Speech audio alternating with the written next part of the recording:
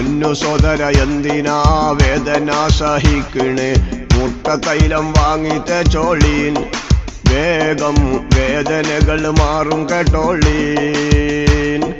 പൊന്നു സോദര എന്തിനാ വേദന സഹിക്കണേ മുട്ട തൈലം വാങ്ങി തേച്ചോളീൻ വേഗം വേദനകൾ മാറും കേട്ടോളീൻ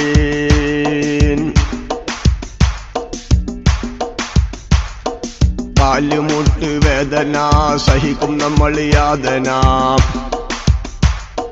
മുട്ടുവേദന മൊയ്പ്പ് വേദന വേഗം മാറിപ്പോകും ഊരവേദന